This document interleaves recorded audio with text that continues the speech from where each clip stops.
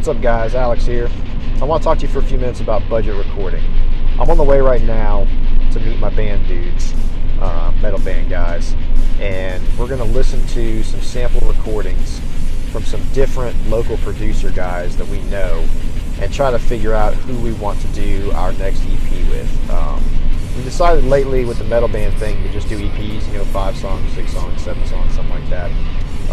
Seems to work out a lot better if you, these days anyway, with the way recording industry is, if you release kind of those shorter albums like that and just do them a lot more often, so you're cranking out good music for your fans more often, but it's not as expensive, it's not as many songs, it's not to digest as much to digest at once. So that's what we've been doing.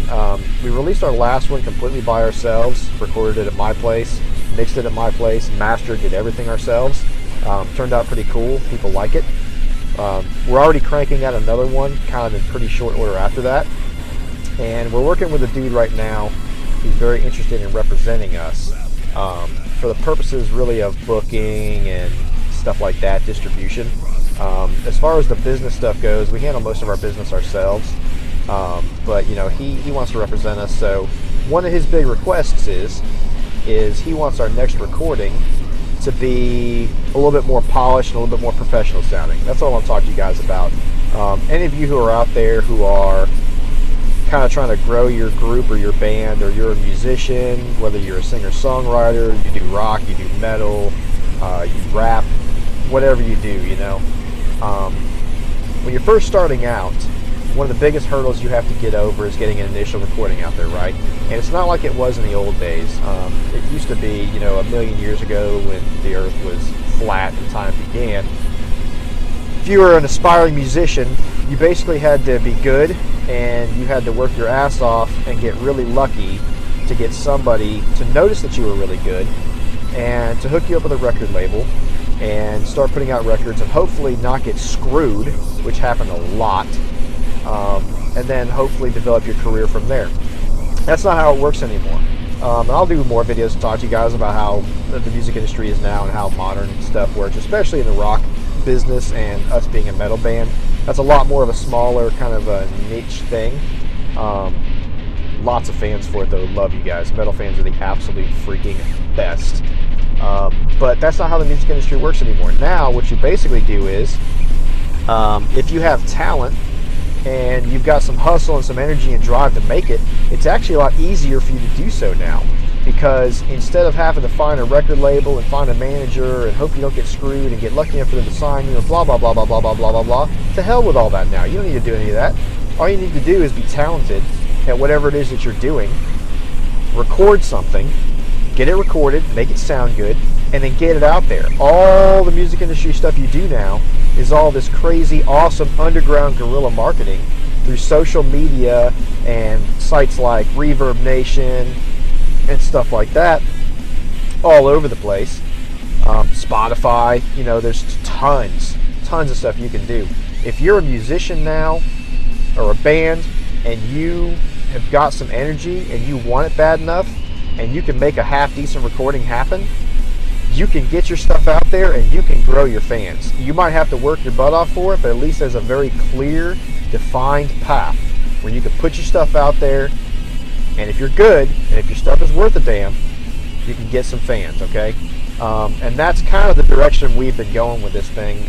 We got our first recording done, we've been spreading it around, been playing some shows, it's been going really well. We're starting to create enough of a buzz where a couple of people have approached us wanting to represent us and wanting to try to help us get that next level up, which obviously we all want to do. I mean, we play music because we love playing music, but at the end of the day, if you can do that and make a second job out of it or something like that, or eventually even a primary job, if you love it and you can do it for a living, that's what this is all about, right?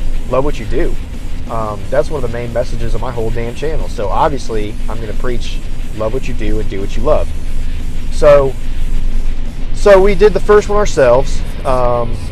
And it's easy these days, guys. If you get some basic recording software, which is all over the place, there's tons of recommendations on it. I may do a whole nother video on that. Get a basic little audio interface and go to a music store or get on musiciansfriend.com or something. You can find those all over the place. I've got audio box stuff.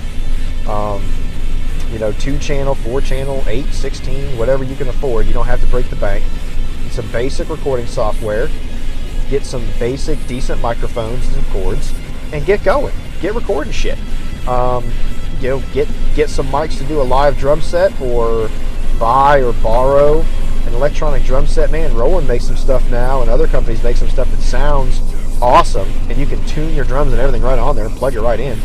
So you can borrow or buy very cheaply some very basic equipment and start recording yourself. And if you do it yourself, you're going to have to, there's a learning curve. You're going to have to learn to do some basic mixing and producing and stuff like that to make it sound half decent, or bring somebody in who knows a little bit about that is willing to help you out.